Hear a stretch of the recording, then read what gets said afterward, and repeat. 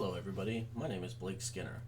What if I told you that a device you use every day, possibly in your pocket as we speak, could be possibly giving you cancer? Of course, the device I'm talking about is a cell phone. And the transmission that many people believe that give you cancer is called radio frequency or RF energy. So I want to talk a little bit, break down why RF is not bad, not harmful to humans, and why, if anything, cell phones would be the least likely to give you cancer. We as a society need to better understand cell phone technology because we need to push the scientists and the engineers into creating the best, most safe technology there is. And so the main points that I want to talk about today is the history of RF, the history of cell phones, why cell phones and RF energy or radiation is okay for humans, and then we're going to wrap it up with the conclusion at the end. So, to better understand cell phones and how they kind of came along, we need to first understand where radio frequency came from, a little bit of the origin, some of the scientists that really had an effect, some scientists, engineers that had an effect into creating RF energy. So one of the first scientists that I would like to talk about is Heinrich Hertz. First to prove that you can transmit and receive electrical waves wirelessly. So we've all heard of Hertz. It's usually what runs through your house. You have 60 Hertz, 50 Hertz, 400 Hertz, such things as that. The next big scientist is Nikola Tesla, which discovered the base for most AC machinery. He was in the big inventing war with Thomas Edison back in the day when it was AC versus DC, and us as all of Americans culture was trying to figure out what we wanted to power our homes with, what was going to be most safe, and all that stuff. And then the last scientist / engineer is Reginald Fessenden. As stated in the Short History of Radio article, in 1906, Fessenden made the first long-range transmission of voice from Brant Rock, Michigan, which is a really big thing because now we're able to transmit information over a long period of time, a great distance, without losing the data or things of that nature. So now let's talk a little bit about the cell phone history. So in the 1920s, Bell Laboratories was working on a car-based telephone system, as stated in the Short History of Radio's article. And this was a big thing because you think of radio is RF, radio frequency, energy. You have your broadcasting station. It outputs the power.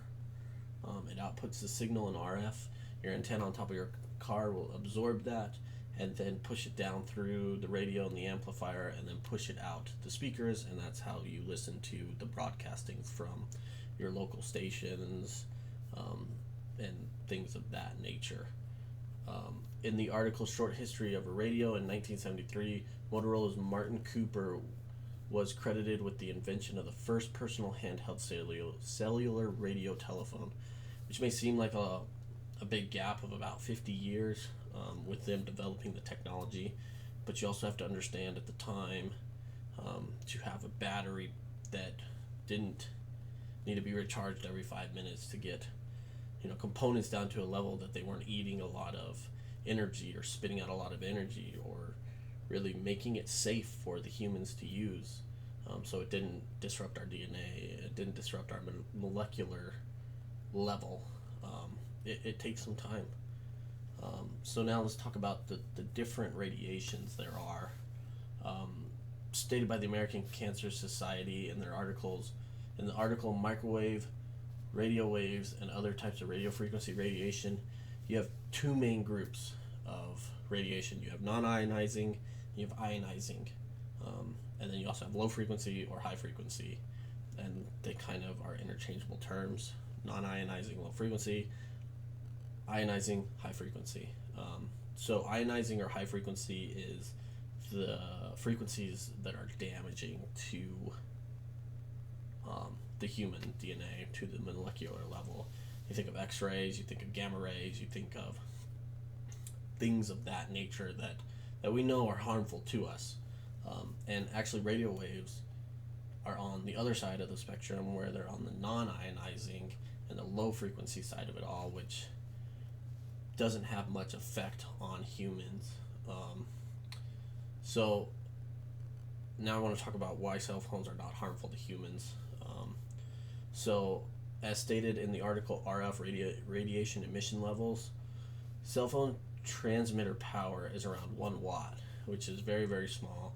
If you take your weather radar that your local news uses, that's going to be mounted in your city, that thing probably puts out about 1,000,000 watts or megawatt of power to be able to see out to the next state, or to see so many miles. It's got to produce that much RF energy to push it out into the atmosphere to then receive it all back. And then you compare that to the 1 watt that the cell phone produces, is almost nothing. So as I said, radio frequency does not damage the DNA, and radio frequency in radars and other applications of that nature have been used since World War II. The technology really grew in World War II with radars. So, if anything, the electromagnetic waves, the radio frequency waves that are produced by radars, that are produced by broadcasting stations, would be most likely the cause of cancer more than your cell phone, more than your cell phone tower, because they just don't produce the same amount of energy that radio frequency and radars do. And we've had radars for a lot longer, and nobody talks about that.